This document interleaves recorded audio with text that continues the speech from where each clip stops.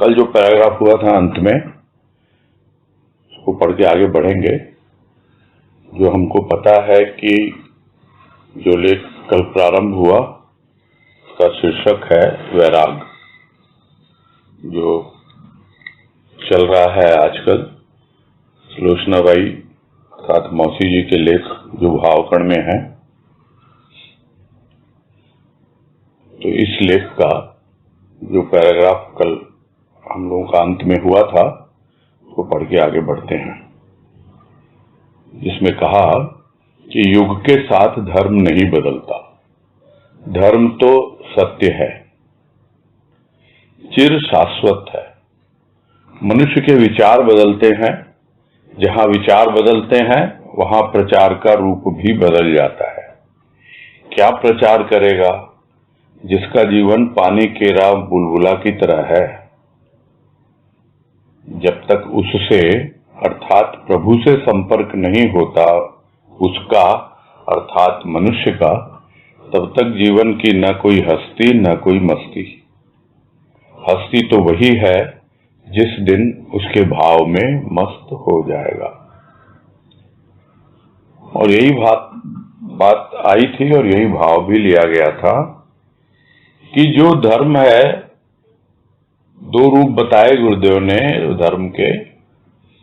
एक तो है मानवकृत धर्म, यानी जो मनुष्य के द्वारा बनाया गया, जिसको हम धर्म का नाम देते हैं, चाहे वो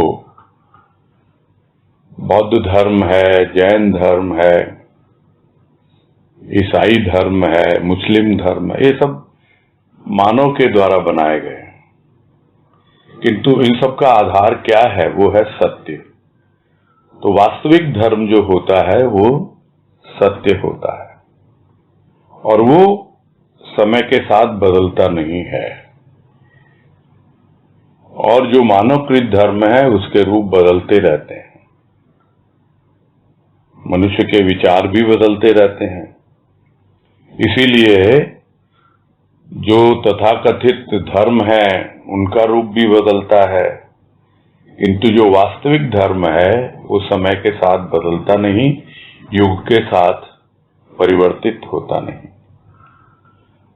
तो मनुष्य के यदि विचार बदलते रहेंगे तो कभी कुछ करने का मन करेगा, कभी कुछ करने का मन करेगा, और प्रचार में ही अपना निकाल देगा तरह तरह के आयोजन, तरह तरह का दिखावा, और चला है प्रचार करने। अरे अपने आप होता है प्रसार, प्रसार होने दो। प्रचार करने से क्या उपलब्ध होता है? धर्म के नाम पे कितना प्रचार किया जाता है, किंतु फिर भी लोग समझ नहीं पाते हैं कि क्या है जीवन मनुष्य का। तुम तो लगो प्रभु की प्राप्ति में, लगो उसको पहचानने में, जानने में, इसमें लगो। यही है वास्तविक धर्म जो तुम्हें सत्य की ओर ले जाएगा। छोटा सा जीवन है, पानी के बुलबुले की तरह। तो जब तक संपर्क होता नहीं प्रभु से, संपर्क कैसे हो? जब सतगुरु से संपर्क होता है। सतगुरु साक्षात परब्रह्म है, यानी वो भगवान है, वो प्रभु है, साक्षात है, वो सामने है उपस्थित। उससे जब तक संपर्क नहीं होता, यानी उसके कांटेक्ट में नहीं आता, स्थूल का कांटेक्ट उतना महत्वपूर्ण नहीं है। बहुत से मिलते हैं ऐसे जो आज भी कहे जाते हैं, जिन्होंने गुरुदेव के साथ संपर्क स्थापित किया था, सशरीर मिले भी थे, देखा भी था, बातें भी की थी।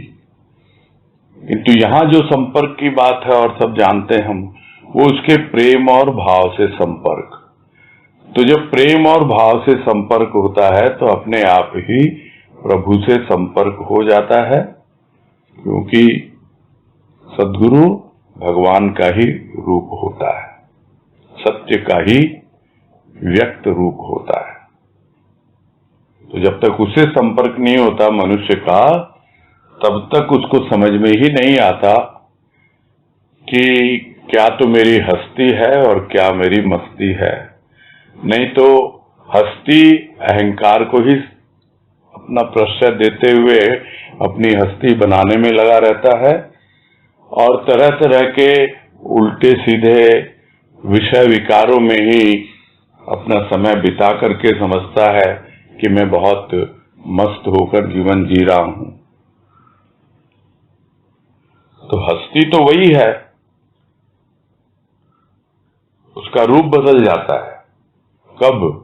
जब उसके भाव में मस्त हो जाता है, यानी धीरे धीरे वो समझने लगता है कि पहले एक मेरी अलग हस्ती थी, मैं बहुत कुछ अपने आप को समझता था, किंतु जब संपर्क हुआ प्रभु से तब पता लगा मैं क्या हूं, मैं तो सिर्फ उसके चरणों की धूल हूं। लेकिन वो कहता है कि चरणों की धूल होना भी तेरा बहुत बड़ा सौभाग्य है, तेरा जीवन बदल गया, अब तेरी एक अलग हस्ती है, तेरा एक अलग नाम है, तू अब भक्त है। और फिर भाव में मस्त होकर के जीवन बिता अब तू, तब जाके उसे अपनी हस्ती पता लगती है। यानी जो मैं मानव बन के आया, मानव की जो हस्ती बताई जाती है, सर्वश्रेष्ठ कृति है ईश्वर की, वो सब बातें तब जाकर समझ में आती हैं।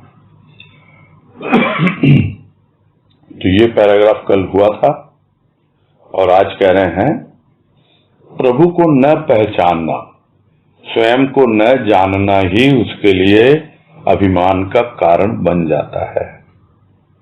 परिचय का अभाव ही दम फुलाता अर्थात अभिमान बढ़ाता, दम घुटाता है। जिस दिन जान जाएगा, पहचान जाएगा कर्ता को, उस दिन तो समा जाएगा उसी में और कहेगा मेरी मस्ती तो तू है, और हस्ती तो तेरा जब वरद हस्त मेरे मस्तक पर हुआ उसी दिन हुई। बीज की कोई हस्ती नहीं कि बिना मालिक के वृक्ष का रूप धारण करे, तो जब तेरी कृपा हुई तब मेरी हस्ती हुई। अब तुझी में समा जाऊं यही मेरी मस्ती है, अन्यथा यह जीवन भूभार ही रहा। तू त्रिपति और मैं तेरी संतान, और फिर भी भूभार बनकर रहूं, यह न मुझे शोभा देता है और न तुझे। तो प्रभु को न पहचानना और स्वयं को न जानना, जब तक इस मार्ग पर आगे नहीं बढ़ता, तो प्रभु से संपर्क तो हो गया किंतु प्रभु को पहचाना नहीं कि वो हमसे क्या चाहता है और हमको उससे क्या चाहिए। वो तो यही चाहता है कि जो मैं हूं वैसा ही मैं तुमको बनाना चाहता हूं, वही मैं हूं वही तुम हो।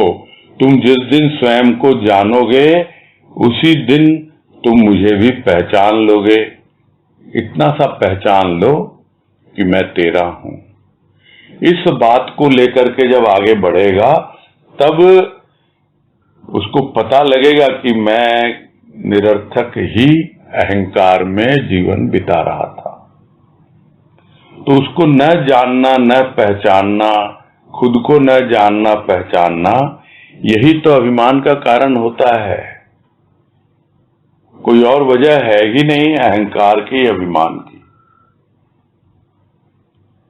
और किस तरह होता है कि अभी परिचय है नहीं प्रभु से, जान पहचान है नहीं, स्वयं के बारे में तो कुछ भी नहीं पता, तो अपने आप ही इधर उधर की बातों में फूलता है, यानी अहंकार को बढ़ाता रहता है।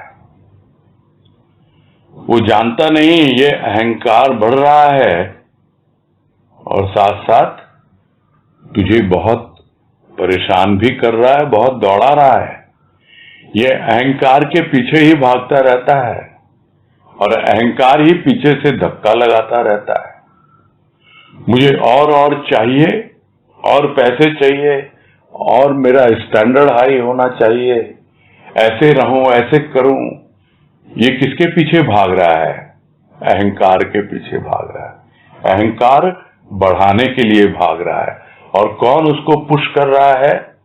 पुश कर रहा है वही अहंकार, और उससे वो थक जा रहा है, दम फूल रहा उसका, सांस भी ठीक से नहीं ले पाता।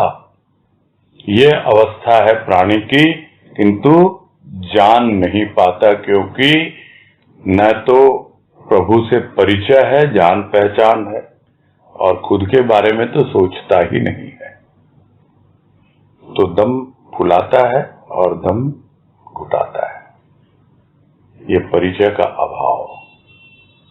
तो जिस दिन जान जाएगा, पहचान जाएगा उस प्रभु को, जो सब कुछ करने वाला वही है, वही करता धरता है, तब पता लगेगा उसे कि अरे मैं हूं क्या? कुछ भी नहीं हूं, मेरी तो कोई हस्ती है ही नहीं। ये तो निरर्थक में फूल रहा था अहंकार में, निरर्थक ही थक गया था, दम फूल रहा था मेरा। अब तो मिल गया है तू, बस एकमात्र यही उद्देश्य है मेरा, यही लक्ष्य है कि तुझमें ही समाना है। और जब तुझमें ही समाना है तो समाने की जो प्रक्रिया है, भाव से जब उसमें प्रवेश करता है, प्रभु के भाव में अपने भाव को मिलाता है, उसकी एक अलग मस्ती होती है, वो एक अलग केमिकल रिएक्शन होता है भाव से भाव का। हमारा भाव थोड़ा बहुत तो है जो दुनियावी भाव है, उसमें जब प्रभु का भाव आने लगता है तो एक अलग मस्ती होती है। जो भी गृहस्थी के कार्य जो हमें बोझ बने हुए थे, हमारा दम फुला रहे थे, हमारा अहंकार बढ़ा रहे थे, उसको करते हुए ही कितना आनंद आता है, कितनी मस्ती आने लगती है। कौन दे रहा है? वो उसका भाव दे रहा है। उसके भाव में हमारा भाव मिल रहा है, हमारे भाव में उसका भाव मिल रहा है। तो इस प्रकार से दोनों एक दूसरे में समा रहे हैं, तो मस्ती तो है ही उसमें। और फिर हस्ती क्या रहेगी? हस्ती तो तब समझ में आ गई जब उसका वरद हस्त मस्तक पर आ गया, उसी दिन समझ में आ गई कि अब मेरे ऊपर तुम्हारी छत्र छाया है। अब मुझे किसी बात के पीछे भागना नहीं, कोई मुझे खींचने वाला नहीं, नहीं तो सब कोई टांग खींच रहा है, कोई हाथ खींच रहा है, इधर उधर क्या करूं क्या न करूं, किधर जाऊं। और जिस दिन उसके मस्तक पर उसका वरद हस्त आ गया, उसकी छत्र छाया में जीवन बिताने लगा, उसी दिन पता लगा अब कोई मेरा कुछ नहीं बिगाड़ सकता है, मैं क्या से क्या हो गया। ये है हस्ती का अनुभव कि मेरी अब जो हस्ती है वो हस्ती अलग है। जिस दिन तेरा वरद हस्त, नहीं तो क्या बीज की कोई हस्ती है क्या? मैं तो बीज था, ये तो तू आया माली बनकर, और तुमने अपने भाव का बीजारोपण किया और एक ऐसा रूप धारण करवा दिया। तो यह तो तेरी कृपा है, और तेरी कृपा है तब आज जान पाते हैं लोग, समझ पाते हैं, खुद को पता लगता है कि मेरी भी कुछ हस्ती है। लेकिन वो हस्ती क्या है? नहीं तो नाम के पीछे भागता है। अभिमान अहंकार है क्या? अपना नाम चाहिए, नाम के पीछे भागता है। किंतु अब उसको समझ में आ गया मेरा नाम क्या है, मैं तो कोई नाम है ही नहीं। जिस दिन उसका नाम धारण किया उस दिन तो मेरी पहचान ही खत्म हो गई। अब तो मेरी हस्ती वो है, तुम्हारे नाम से मुझे जान जाते हैं लोग। मैं वो खोई हुई चीज हूं जिसका पता तुम हो। मैं तो खो गया, तुम में समा गया। अब कोई अगर मुझे ढूंढे तो कहां मिलूंगा मैं तुम्हारे नाम में मिलूंगा, मेरा कोई नाम नहीं है। तो मेरी हस्ती तब हुई जब बीज पूरी तरह से अपने आप को मिटा देता है, माली के हाथों खुद को सौंप देता है, तब उस बीज की हस्ती होती है, वो एक वृक्ष का रूप धारण कर लेता है। बस तुझ में समा जाऊं पूरी तरह, प्रक्रिया प्रारंभ हो चुकी, आगे बढ़ता जा, बस मस्ती यही है। और नहीं तो फिर क्या जीवन, उसके पहले का जीवन देखता है, अन्यथा यह जीवन क्या था, भूभार ही था। जमीन के ऊपर में भार स्वरूप जीवन बिता रहा था, पृथ्वी का बोझ बढ़ा रहा था। किंतु अब इतना हल्का फुल्का जीवन, पृथ्वी भी प्रसन्न होती है जब कोई अपनी मस्ती में प्रभु के प्रेम भाव में मगन होकर अपनी हस्ती को समझने लगता है। वो भी प्रसन्न होती है कि देखो कितना हल्का फुल्का जीवन व्यतीत कर रहा है, नहीं तो भार स्वरूप, इस पृथ्वी के ऊपर भी भार स्वरूप। तू तो है ही त्रिपति, यानी तीनों लोकों का तू ही तो पति है, तू ही पत रखता है सबकी। और मैं तो तेरी संतान हूं। और यह संबंध जब पता लग जाता है कि चाहे मैं किसी लोक में भी रहूं, मैं हूं तो तेरी संतान, मैं हूं तो तेरा ही अंश, तो फिर क्यों मैं भू का भार बन के रहूं, पृथ्वी का भार? क्या यह तुम्हें शोभा देगा या मुझे शोभा देगा? तेरी संतान, उसी में उसकी आन बान शान, सब कुछ तो तू ही है उसके लिए। तू ही तीनों लोकों का नाथ, तू ही त्रिपति, तू ही त्रिलोकी। तो उसे भय किस बात का है? कुछ नहीं, न तो तुझे शोभा देगा न मुझे शोभा देगा कि मैं डर डर के जीऊं, परेशान होके जीऊं, अपने जीवन को भार स्वरूप समझूं। तो इस तरह से भक्त को अपने जीवन में अनुभव होने लगते हैं। आगे है, मनुष्य का उस प्रभु से एक अटूट संबंध रहता है। यो तो प्रकृति का विकास और विनाश दोनों साथ साथ चलते हैं, किंतु मनुष्य का विनाश नहीं, क्योंकि वह अमर का पुत्र है तथा वह अमर होकर ही जाता है जो प्रभु से नाता जोड़ लेता है। जाता है शरीर उसका, क्योंकि प्रकृति की दी हुई वस्तु प्रकृति को ही लौटा दी। भाव से ही तो अमर होता है। भाव का अमर स्रोत युगों के पश्चात आज भी उसी प्रकार बह रहा है। अनेक भक्तों के जीवन का अमर स्रोत बह रहा है।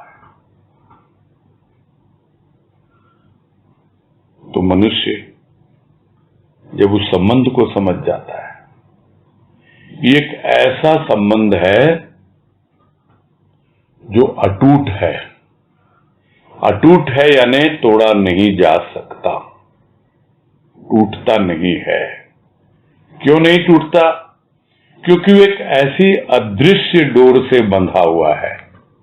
वो कहीं भी भाग के जाएगा, कहीं भाग नहीं सकता। वहां पीछे पड़ा हुआ रहता है उसका पिता परमेश्वर, वो परमात्मा, क्योंकि यह आत्मा उसी का अंश है।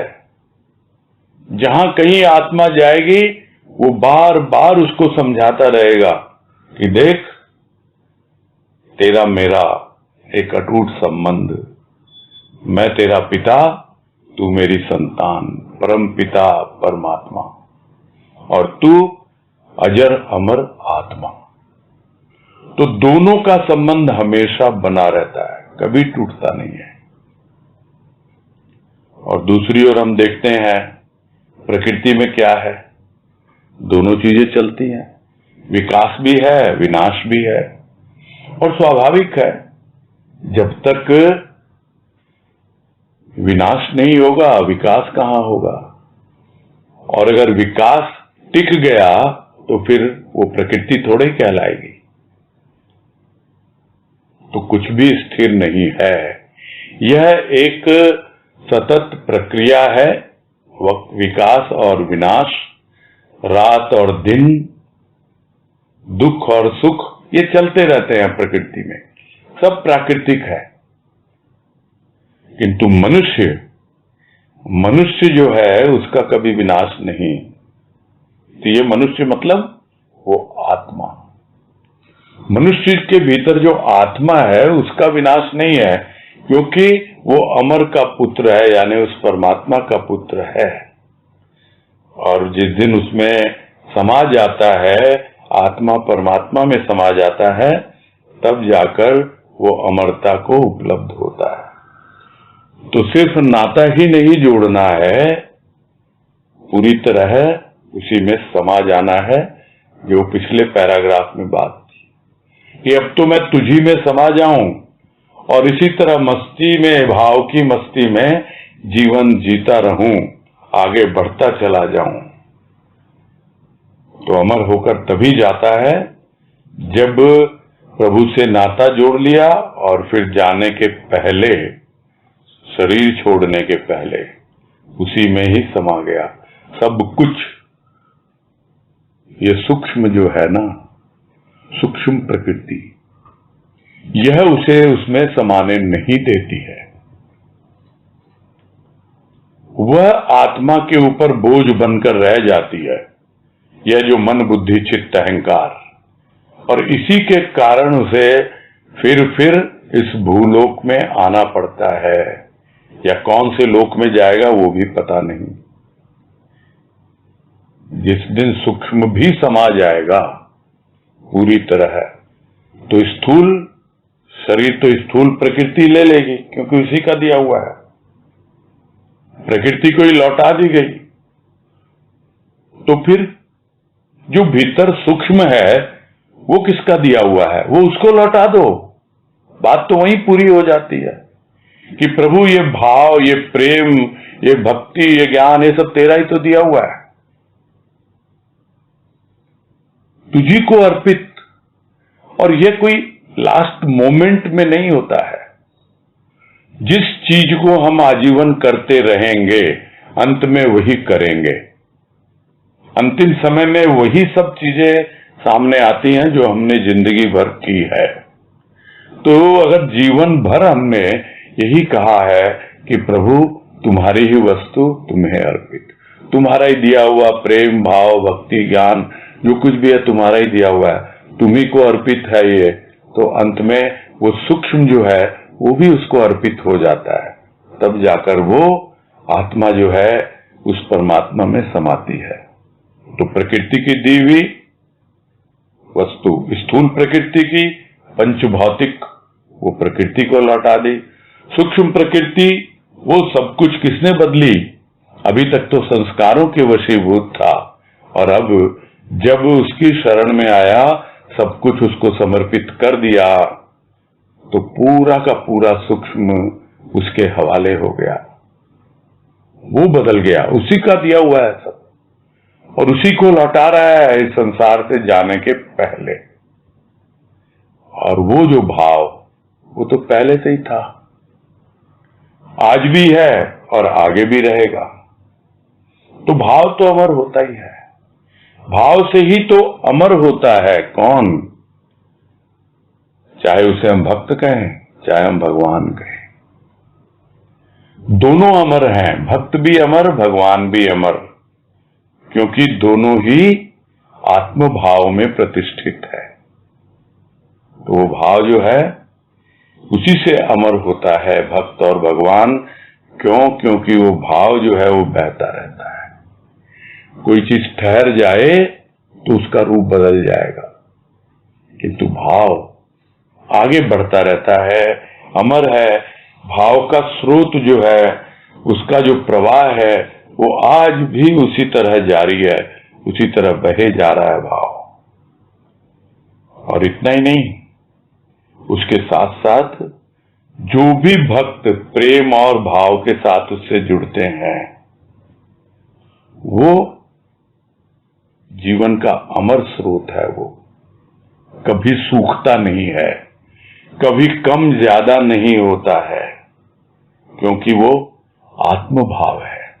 वो आत्मभाव हमेशा प्रवाहित रहता है, युगों युगों तक रहता है, और जो भी उसके साथ जुड़ जाता है तो अनेक भक्तों के जीवन का वो आधार बन जाता है, वो भाव, और वो बहने लगता है, और आज भी वो बह रहा है और भविष्य में भी बहता ही रहेगा जब तक कि यह सृष्टि विद्यमान है। क्यों? क्योंकि सृष्टि की रचना भी भाव से ही हुई है। जिस दिन सृष्टि नहीं रहेगी, सृष्टिकर्ता अपने भाव को समेट लेगा, तो स्वाभाविक है सब कुछ उसमें सिमट जाएगा। अन्यथा भाव में समाना, जीते जी पूरी तरह उस भाव के द्वारा आत्म भाव में प्रतिष्ठित हो जाना, यही है जीवन का लक्ष्य, यही है हमारी सूक्ष्म प्रकृति की उपादेयता। तब हमने उसका उपयोग किया, उसको काम में लिया, अपना जीवन सफल बनाया। आगे है, पश्चाताप वह करे जो पश्चात अर्थात पीछे के लिए छोड़ देता है अपने जीवन के आनंद को। वह केवल पश्चाताप ही नहीं करता, पछताता जाता है इस दुनिया से कि तूने क्यों नहीं उसे याद किया, क्यों नहीं पहचाना, जाना, माना। जीवन में एक दिन भी यदि उसकी ओर दृष्टिपात करता तो आज यह नौबत ही नहीं आती। कयामत का दिन उसे भयभीत करता है। एक क्षण के लिए भी विचारों का द्वंद बंद नहीं होता। वैराग इन विकारों से मुक्त करता है साधक को और अभय भाव प्रदान करता है। तो पश्चाताप कौन करेगा? जो करना था वो कर लिया, तो पश्चाताप किस बात का है? पश्चाताप तो उसी को होता है जो टाल देता है, चलो कर लेंगे। अरे प्रभु की भक्ति कोई ये उम्र है क्या भक्ति करने की? अभी तो खाने पीने के मौज मस्ती के दिन है, जब आएगा बुढ़ापा देखेंगे, अभी तो जवानी है, कर लेंगे तब भक्ति। तो पीछे के लिए छोड़ दिया, पश्चात के लिए कि देखेंगे भविष्य में, टालना है ये। तो फिर क्या हुआ? जीवन के आनंद से वंचित रह गया। और ये कहा जाता है कि जिसके जीवन में जितनी जल्दी प्रभु का भाव आ जाए, उसकी भक्ति आ जाए, तो उसे जीवन का आनंद तो मिलता ही मिलता है, उसे कोई पश्चाताप भी नहीं होता कि काश मैंने ऐसा किया होता। कोई पछतावा भी नहीं होता कि जब वो जा रहा है इस दुनिया से, अरे याद किया होता ना, समय पर उसके प्रेम और भाव में डूबा होता, धीरे धीरे उसको पहचान लिया होता, मैंने अपने आप को भी जान लिया होता। नहीं तो फिर उसी तरह पछताते हुए, पश्चाताप करते हुए इस संसार से विदा होता है। निकल गया, अवसर मिला था, किसके लिए? सर देने के लिए, प्रभु की शरण में आकर, किंतु उस अवसर को गंवा दिया, छोड़ दिया। जितनी जल्दी है, अभी भी कोई देर नहीं हुई है, पहले हो जाता बहुत अच्छा, नहीं हुआ कोई बात नहीं। इसीलिए कहा जाता है कि जब जागो तब सवेरा। तो अभी अगर जाग गए तो तुरंत उसमें विलंब न करें, उसको कल के लिए न टालें कि कर लेंगे, पीछे कर लेंगे, बाद में कर लेंगे। नहीं, अभी इसी समय, इसी क्षण यदि हम निश्चय कर लें कि हाँ भाई, हमने अपने प्रभु को सौंप दिया है अपना जीवन, और अब हम उसी के लिए जीवन जिएंगे, तब धीरे धीरे हमारी उससे जान पहचान होगी और हम अपने जीवन में उसको स्थान दे पाएंगे। तो एक दिन भी, एक क्षण भी कोई ऐसा जीवन में आता कि उसकी ओर दृष्टिपात करता, देखता, ध्यान देता कि भाई क्या जीवन मेरा चल रहा है, वो बतला देता, देख ये गलतियां तुझसे हो रही हैं, और संभाल लेता, वो समझा भी देता और संभाल भी लेता, तो ये नौबत नहीं आती कि पश्चाताप करना पड़ता। फिर भी अगर छूट गया कोई बात नहीं है, पश्चाताप करने से क्या सॉल्व हो जाएगा? नहीं होता है। इसीलिए एक शब्द और आता है, उसको कहते हैं प्रायश्चित। पश्चाताप भीतर भीतर करता रहेगा और ऊपरी रूप से कुछ नहीं करेगा। प्रायश्चित करना है। प्रायश्चित करेंगे तो वो जो पश्चाताप का बोझ है वो हट जाएगा मन से, कि अभी तक याद नहीं किया, अभी तक उसकी शरण में नहीं आए, कोई बात नहीं, अब आ जाते हैं। प्रायश्चित हो गया वो, अब वो फिर परेशान नहीं करेगा। तो इस तरह जीवन को परिवर्तित किया जा सकता है, नहीं तो फिर पछताते रहो। इसी तरह कि भगवान जाने कब वो दिन आएगा। तो कयामत का दिन क्या होता है? यह एक मान्यता है जो मुसलमानों में मानते हैं ना, कयामत, कि भाई सब लोग जो है प्रतीक्षा करते हैं कि वो दिन जीवन में आएगा जब कयामत का दिन, तो वो उनको लेने आएगा खुदा। उतने दिन हमको चुपचाप इसी तरह कब्र में पड़ा रहना है, ये उनकी मान्यता है। वो पुनर्जन्म को नहीं मानते। किंतु यहां कयामत का दिन क्या है? प्रलय। तो प्रलय आएगी, कब आएगी प्रलय पता ही नहीं।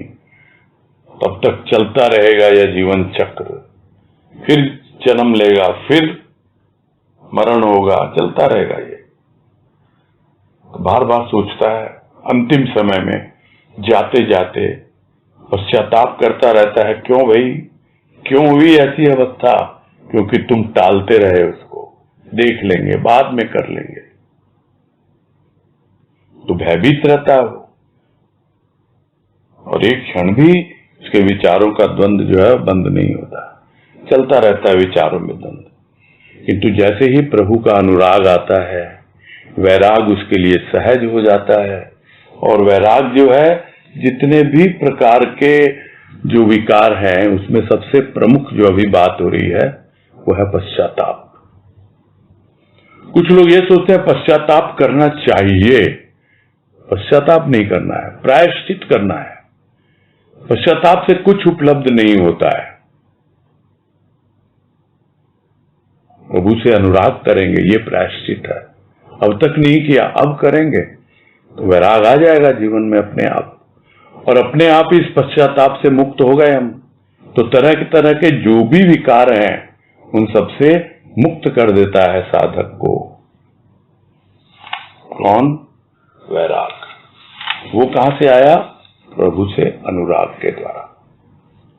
और धीरे धीरे उस भाव के प्रभाव में आता है, निर्भय होने लगता है, और जिस दिन स्वभाव में पहुंच जाएगा उस दिन अभय हो जाएगा कि भाई इस भाव को लेके चल, मैं तुझे अभय भाव प्रदान करता हूं, ये कहेगा तुमको वो वैराग। अपने आप सब छूटता जाएगा, किसी बात का टेंशन मत लो, तुम तो बस बढ़ते चलो उसकी ओर।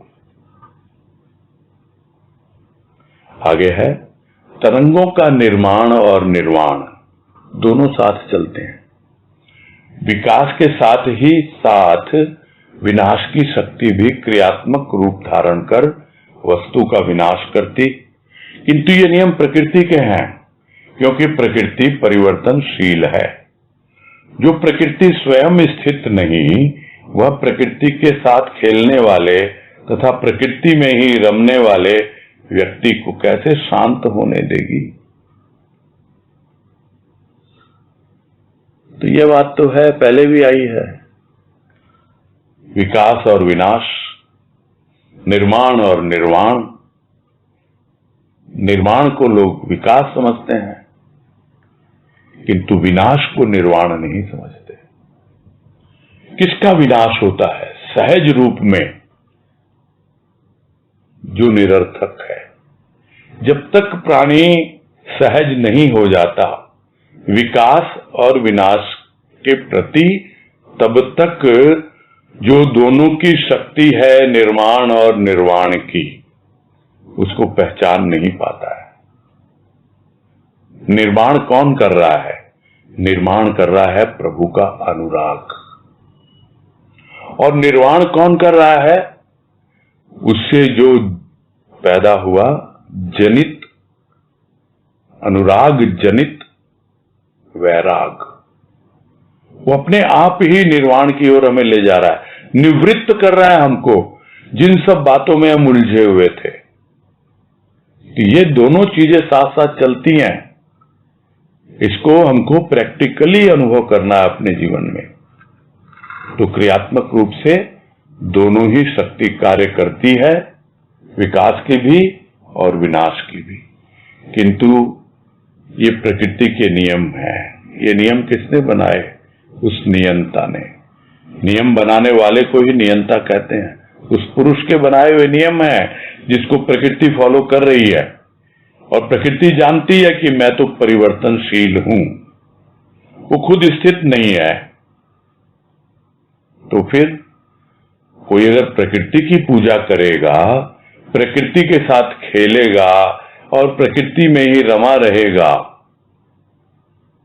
तो जो स्वयं परिवर्तनशील है, जिसका एक क्षण का भी कोई भरोसा नहीं, तो क्या वो शांत होकर बैठ पाएगा? कभी नहीं। तो यदि शांति चाहिए तो प्रकृति जिसके इशारे पे कार्य कर रही है उसकी ओर हमें गमन करना होगा। यानी हमारी यात्रा उसकी ओर होगी जिसके आधार पर यह विनाश और विकास दोनों शक्ति कार्य कर रही है। उस शक्ति का जनक कौन है? स्वाभाविक है एकदम। जब हम शक्ति की बात करेंगे तो अपने आप ही शिव की बात आएगी। यानी वो शिव ही उसका केंद्र है जिसके इर्द गिर्द यह विकास और विनाश की शक्ति चलती रहती है। पुरुष ही वह केंद्र है जिसके इर्द गिर्द प्रकृति की, या जो परिवर्तनशील जो प्रकृति है, यानी उसका जो नेचर है, जो परिवर्तनशील है, गतिशील है। अब उससे हमको समझ में आ जाना चाहिए कि हमको विकास क्या होगा? जितना जितना हमारा प्रभु से अनुराग होगा वो हमारा विकास है। और विनाश क्या होगा? जो निरर्थक है वो छूटता चला जाएगा। तो अपने आप ही हम भीतर में एक शांति का अनुभव करेंगे। जहां भी हम होंगे वहां प्रकृति हमें समझा देगी कि देखो इस मोमेंट में मैं इसके चक्कर लगा रही हूं, ये उसका आदेश है, उसके अनुसार मैं चल रही हूं, बस तुम तो केंद्र पे आ जाओ। तो जिस तरह कबीर ने कहा, चलती चक्की देखकर दिया कबीरा रोए, दो पाटन के बीच में साबुत बचा न कोई। किंतु जो दाने उस कील के पास आ जाते हैं, केंद्र के पास आ जाते हैं, वो बच जाते हैं, समझ लेते हैं, जान लेते हैं यह विकास और विनाश यह तो चलता रहेगा। मुझे तो शांत होके अपने भीतर अनुभव करना है अपनी प्रकृति को, अपने विचारों को, अपने भावों को। तो यह तो प्रकृति का नियम है। और वही आगे समझा रहे हैं कि जो स्वयं स्थित नहीं वह उसमें रमने वाले को कैसे स्थित करे। इसे ही दूसरे शब्दों में माया कहते हैं। इसे माया कहकर कर्म धर्म वाले, मत मतांतर वाले इससे अलग होने का प्रयास करने के लिए ही त्यागी बनना चाहा, वैरागी बनना चाहा। विचारों की विकृति ही माया का रूप बनी, अन्यथा प्रकृति प्रकृति ही है, पुरुष की व्यक्त शक्ति भी है। वह सत्य जो अलिप्त होता हुआ भी प्रकृति के कण कण में व्याप्त है, उसकी ज्योति जल रही है, उसे कैसे पाएगा? अलिप्त भी है तथा अव्यक्त भी। प्रकृति स्वयं स्थित अवश्य ही नहीं है, किंतु प्रकृति के सहयोग से ही पुरुष तक पहुंचा जा सकता है। प्रकृति से प्यार, यह भाव पुरुष तक पहुंचा देता है तथा पुरुष से मिला देता। यदि प्रकृति की कृति को समझ पाता, यह भी किसी के जीवन का अनुभव है जिसके पीछे सारा भाव चलता है। तो प्रकृति परिवर्तनशील है, बदलती रहती है, स्थित नहीं है वो स्वयं, तो कैसे दूसरे को स्थित होने देगी? तो जो स्वयं स्थित नहीं, तो वो अगर प्रकृति में रमा रहेगा, प्रकृति की पूजा उपासना करेगा, तो फिर कैसे स्थित होगा? तो लोगों ने क्या किया? इसको माया का नाम दे दिया। तो गुरुदेव ने कहा है कई जगह कि माया को दोष देना उचित नहीं है। माया है क्या? माया तो भ्रम है। और भ्रम किसको है? भ्रम तो खुद को है, और हम दोष माया को दे रहे हैं। तो यही जो धर्म कर्म वाले, मत मतांतर वाले, ये इसको दोष दे देते हैं माया को, और कहते हैं इससे दूर हटो भाई। कबीर ने भी कह दिया, माया मरी न मन मरा, मर मर गए शरीर।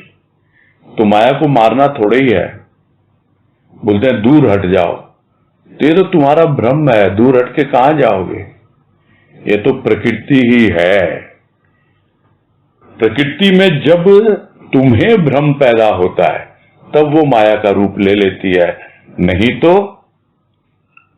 माया है ही नहीं। जिसको गुरुदेव ने समझाया अपने प्रवचन में कि माया तो तुम्हारी काया की छाया है।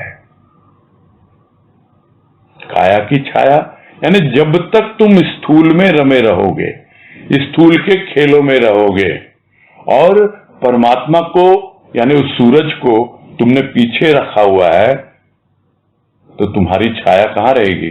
तुम्हारे सामने रहेगी। तुम्हारी काया की छाया है ये माया, और तुम माया के पीछे दौड़ रहे हो, अपनी ही छाया के पीछे भाग रहे हो। ये भ्रम तुम्हारा है, किसी और का नहीं है। तो मत मतांतर वाले इससे दूर हटने का कहते हैं, अलग रहो भाई इससे, और तभी तुम वैराग और त्याग इन सबको अनुभव कर पाओगे। ये तो विचारों की विकृति है उनकी, वो समझ नहीं पाते हैं, खुद ही भ्रमित हैं, इसलिए वो माया का रूप है। नहीं तो है तो ये प्रकृति।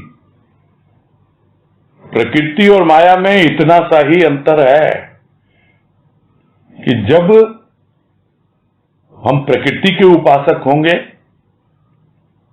और वो प्रकृति हमें पुरुष तक ले जाने के लिए तत्पर है, इट इज ओके। किंतु जब हम उसी में रम जाएंगे, तब भ्रमित होना शुरू हो जाएंगे, फिर वो माया का रूप ले लेती है और हमें नीचे धकेल देती है। जहां कहीं भी स्थूल का भाव आएगा, देह बोध आएगा, वहां पर ही प्रकृति जो है वो भ्रमित करती है, माया बन जाती है, और हम भ्रमित हो जाते हैं, क्योंकि हमारे भीतर भ्रम पहले से ही है। बुद्धि में भ्रम है ही, जो पिछले लेख में आया विवेक में, कि विवेक के द्वारा ही आप भ्रम को दूर कर सकते हैं बुद्धि के। यहां बात हो रही है वैराग की। तो वैराग अगर चाहिए तो आपको प्रकृति को समझना पड़ेगा कि प्रकृति है क्या। प्रकृति तो पुरुष की व्यक्त शक्ति है। पुरुष अपने आप को अगर व्यक्त कर रहा है तो प्रकृति के माध्यम से कर रहा है। उसी तरह सत्य अपने आप को व्यक्त करता है। अब उसको पुरुष कहो या सत्य कहो, तो वो किसी में लिप्त थोड़े ही है, बैठा हुआ है, कण कण में है वो भगवान, वो पुरुष परमात्मा, किंतु वो चिपका हुआ नहीं है उसमें। जिस दिन वो कण रहेगा नहीं, परमात्मा तो रहेगा, कण का रूप बदल जाएगा, क्योंकि वो प्रकृति के अधीन है। तो प्रकृति का रूप बदलता है, पुरुष तो वही रहता है। तो अलिप्त है वो, लिप्त नहीं होता, चिपकता नहीं किसी के साथ, उसके बावजूद भी वो कण कण में है। उसी की ज्योति जल रही है प्रकृति में, कण कण में वही प्रकाशित है। तो फिर कैसे पाया जाए उसको? क्योंकि वो तो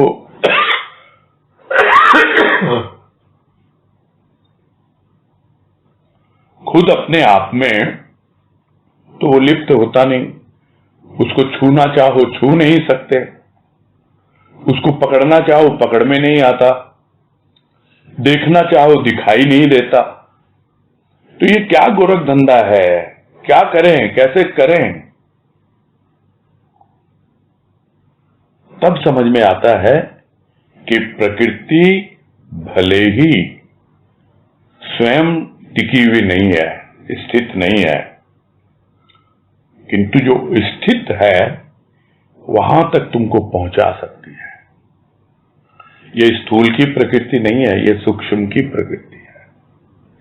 उस सूक्ष्म प्रकृति के सहयोग से ही पुरुष तक पहुंचा जा सकता है। हम जो भी कर रहे हैं भक्ति के नाम पर, ज्ञान के नाम पर, तो उसको एक वाणी में समझाया गुरुदेव ने, और वो वाणी कई बार हमारे सामने आ चुकी है चर्चा में, कि जो कुछ भी हम करते हैं, वाणी का भाव यही है कि पुरुष तो कृपा करता है। जो भी पूजा अर्चना आराधना भक्ति के नाम पे हम करते हैं, प्रकृति से ही करते हैं और प्रकृति की ही करते हैं। यानी जो भी आदान प्रदान होता है प्रकृति में होता है। स्थूल प्रकृति, सूक्ष्म प्रकृति, कहीं कहीं सूक्ष्म स्थूल, स्थूल सूक्ष्म, और कहीं कहीं केवल सूक्ष्म का सूक्ष्म से, ये सब प्रकृति में ही आदान प्रदान। पुरुष क्या करता है? पुरुष तो कृपा करता है। किस पर करता है? प्रकृति पर करता है। क्यों करता है?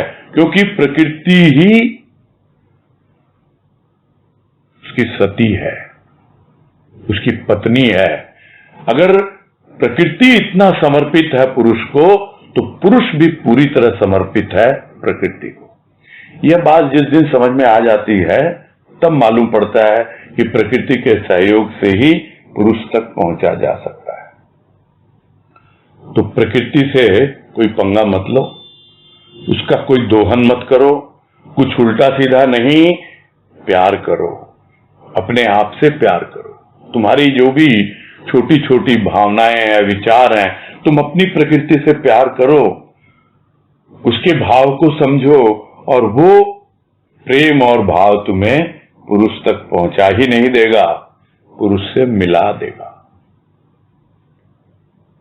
तो जिस दिन प्रकृति की कृति को समझ जाता है कि किस प्रकार प्रकृति कार्य करती है, क्या उसका रंग ढंग है, किस तरीके से हम उसके माध्यम से अपने भीतर बैठे हुए उस परमात्मा अर्थात पुरुष तक पहुंच सकते हैं, किस तरीके से जैसे प्रकृति पूरी तरह है उसको ही भजती है, उसी की पूजा करती है, तो हम भी उसी के अनुसार एकमात्र हमारा वही लक्ष्य हो जाता है। और ये सब बातें बहुत अच्छी तरह से गुरुदेव ने समझाई हैं। 2 लेख है जो उनकी कृपा से हो गए। एक है प्रकृति और स्वभाव, और दूसरा है प्राकृतिक भजन। तो दोनों में जो बातें, जो कॉन्सेप्ट आया संक्षेप में, और एक वाणी का जो आधार, उससे हम सब बातों को बड़े स्पष्ट रूप से समझ पाते हैं कि वो प्रकृति हमको एक दिन पुरुष से मिला देती है। तो ये अनुभव है गुरुदेव के, और ये है उनका भाव, और हम चल रहे हैं उसके पीछे। उसी का आधार लेकर हम भी वहां तक पहुंचना चाहते हैं।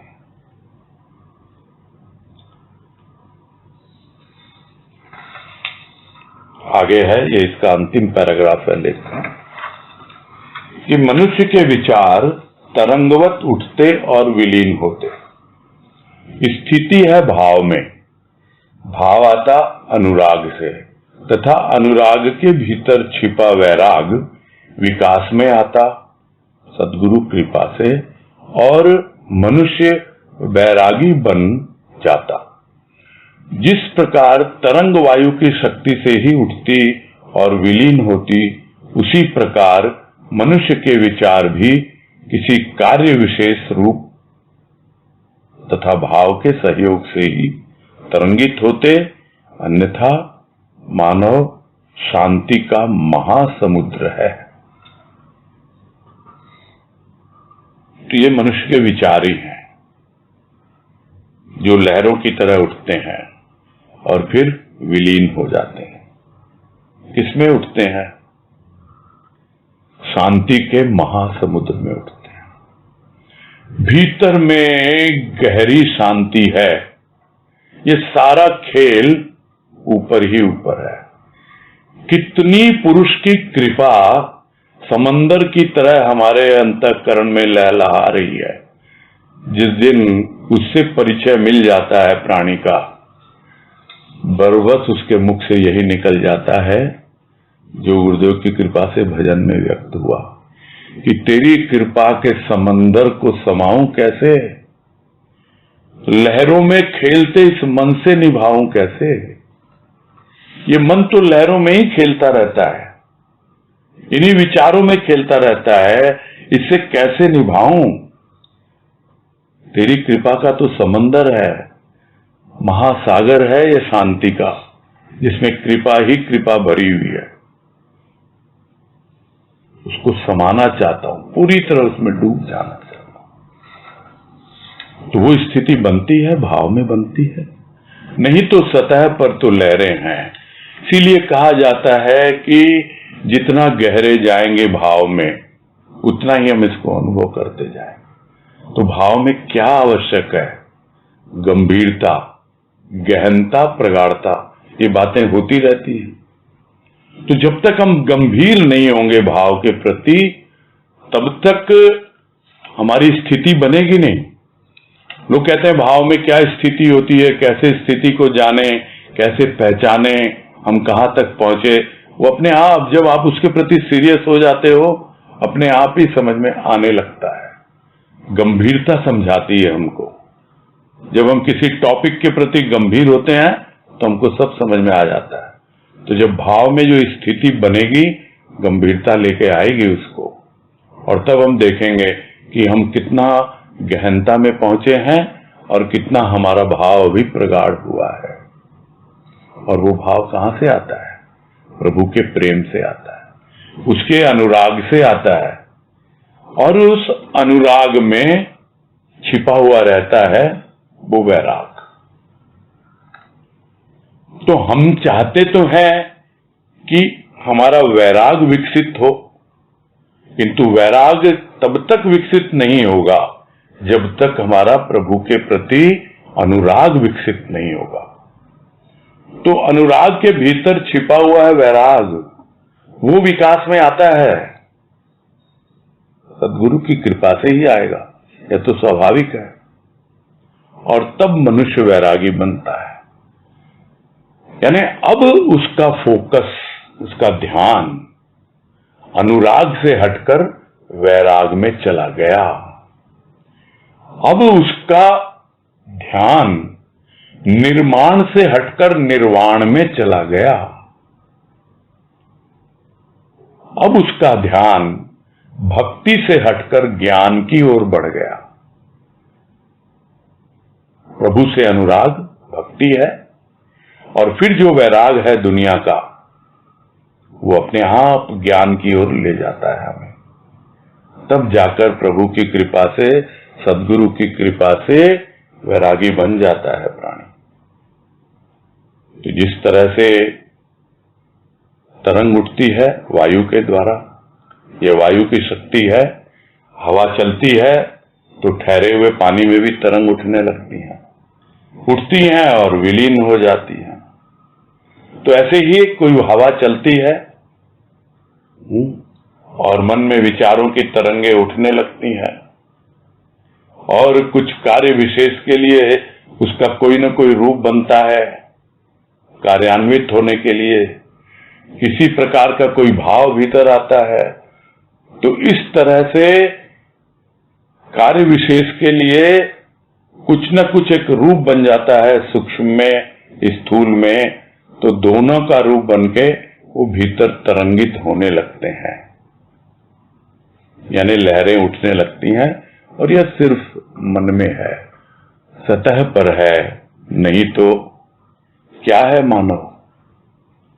अगर जान जाए उस रूप को जो उसका स्वरूप है, जान जाए उस कृपा सिंधु को, जो सिंधु, जो महासमुद्र शांति का भीतर में है विद्यमान, तब वो समझ लेता है कि ये सब ऊपरी खेल है, थोड़े बहुत जमाने की हवा चलती है, थोड़ा दुनियादारी, थोड़ा इधर उधर की बातें, नहीं तो अपने भीतर तो वो मेरा प्रभु है, शांताकारम। मैं भी शांत, वो भी शांत, तभी वो अनुभव कर पाएगा। इसके साथ ही ये लेख संपूर्ण होता है, जिसका शीर्षक रहा वैराग।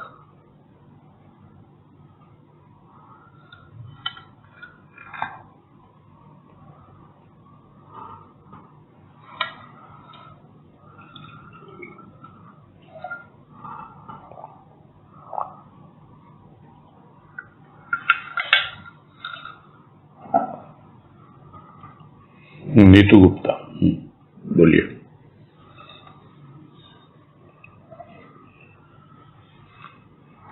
हरिओम भाई। हाँ, हरिओम, बोलिए। क्या हुआ? वो लगता है दोबारा दब गया तो आउट हो गया। कॉलिंग आ गई थी, इसलिए थोड़ा सा लेट हो गया। हाँ, ये वो थोड़ा सा कॉलिंग आ गई थी, कॉल आने लगा था, फोन आ गया। तो अच्छा। हाँ, ये क्वेश्चन ये था कि हमारे अंदर की मैं, जो प्रभु की मैं के रूप में है, उसे अपने जीवन में कैसे जिए, उस भाव को हम अपने जीवन में कैसे धारण करें और कैसे महसूस करें कि हमारी मैं और प्रभु की मैं एक ही है। वही तो ज्ञान है, और क्या ज्ञान है? एक झूठी मैं है और एक सच्ची मैं है। नहीं, एक झूठी मैं है, एक सच्ची मैं है। हमारी जो मैं है वो झूठी है और प्रभु की जो मैं है वो सच्ची है, और वो ज्ञान के द्वारा होता है। और विवेक उसका बहुत बड़ा हथियार है। विवेक जितना, जिसको कहते हैं शार्प होता है, जिसको कहते हैं ब्रेन बड़ा शार्प है, विवेक जागा हुआ है, तो बहुत जल्दी जो भी निरर्थक चीजें हैं उसको छिन्न भिन्न करता हुआ, ये सब बातें आई है विवेक में, वो पहुंच जाएगा वहां। ज्ञान आता जाएगा, समझ में आता जाएगा कि क्या झूठी मैं है, क्या सच्ची मैं है।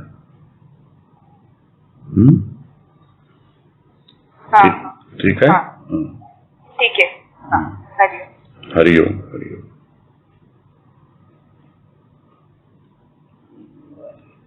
चलो पहले राशि अग्रवाल को देते हैं।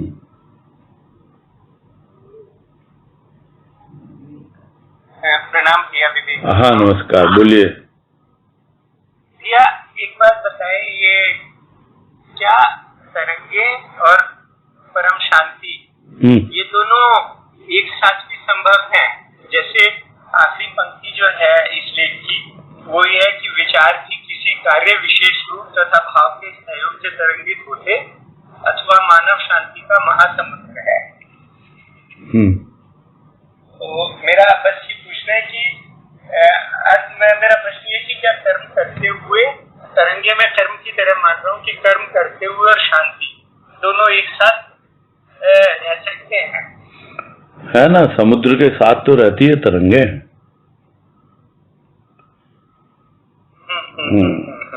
समुद्र के साथ ही है, महासमुद्र है। बात आई भी नहीं तो जमाने की हवा चलती है थोड़ी बहुत, तब सतह पर तरंगे आने लगती हैं। आप शांत होके दत्तचित्त होके अपना कार्य करते रहिए ना, वो क्या डिस्टर्ब करेगा आपको? कोई तरंगे नहीं उठती हैं। फिर जो कार्य आपको पता है, जो आप कर्म भले ही भौतिक कर्म कर रहे हों और बिल्कुल एकदम शांत चित्त होके कर रहे हैं, वहां कोई तरंगे नहीं है, वहां कोई डिस्टर्बेंस है ही नहीं। कूलली जिसको बोलते हैं आजकल की भाषा में, आप एकदम कूल हो, आराम से कर रहे हो सब काम। इसका अर्थ यही हुआ ना भैया कि हृदय तो शांत है, लेकिन जो भी हम कर्म कर रहे हैं वो करते जा रहे हैं, लेकिन हृदय के अंदर आंदोलन नहीं है अभी तक। अब बिल्कुल है, ये सतह पर ही है, लेकिन हम क्या करते हैं, वो जब थोड़ा ज्यादा डिस्टर्ब होने लगते हैं तो वो अंदर पेनिट्रेट कर जाता है वो, क्योंकि अभी जो गहराई है ना समुद्र की वो कम है। जो एक कहा जाता है प्रशांत महासागर, नाम है ना उसका, प्रशांत महासागर क्यों कहा जाता है? गहरा है वो। गहराई में, जितनी गहराई में जाएंगे उतनी ही शांति है। यदि छिछला है समुद्र तो फिर बहुत जल्दी नीचे भी डिस्टर्बेंस होने लगती है। तो जितनी गहराई में जाएंगे उतनी ही शांति हमको अनुभव में आएगी। ये है सब बातों का सार। ठीक है, प्रणाम। हाँ, हरिओम। तनुश्री शर्मा। प्रणाम भैया। हाँ बोलो।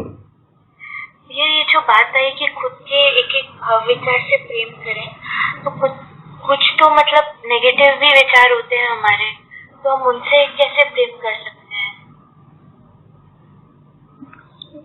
भाई उनको तो दूर करने की तो हमेशा ही बात होती है कि उनसे बच के रहना है। जिससे बच के रहना है उससे क्या प्रेम करेंगे? आपको मालूम है ये सब गुंडे मवाली हैं, ये इनसे कोई प्रेम करने के लिए होता है क्या? वो नहीं मालूम आपको? फिर उनसे तो बच के जाती है। कोई लड़की घूम रही होती है, कोई सीटी बजाता है, कोई छेड़ता है, उनसे कोई प्रेम करेगी वो कभी? फिर तो ये तो एक कॉमन सेंस है। हाँ, खुद से प्रेम करना अलग है, मतलब जी हाँ, अपने भाव विचार जो भी हैं, मालूम है ये निरर्थक है, ये है, इनसे क्या हिसाब किताब करोगे आप? तो जो आपके प्रेम करने योग्य है, जो आपको अच्छे लगते हैं, जो आपको आनंदित करते हैं, आप तो उसको देखोगे ना। और खुद से प्रेम करना अलग है भैया, वो भाव विचारों से प्रेम करना, खुद से प्रेम करना नहीं है। वो खुद की तो है, दिए हुए हैं, किसी के कितनी कृपा है उसकी, अपने आप धन्य मानते हैं हम खुद को। खुद से प्रेम करना किससे करोगे आप प्रेम? अपने शरीर से करोगे? किससे करोगे? खुद से प्रेम का मतलब क्या समझा? वही तो है, सूक्ष्म है, स्थूल है, किससे प्रेम कर रहे हो आप? बदलती रहती चीजें, प्रेम करते जाएंगे रूप बदलता जाएगा। ठीक है। हाँ, हरिओम। हरिओम हरिओम। पूरा करते हैं, समय हो गया। जी भैया जी, हरिओम भैया जी। हाँ हरिओम हरिओम, सबको हरिओम। हरिओम, सबको हरिओम। हरिओम हरिओम, सबको हरिओम।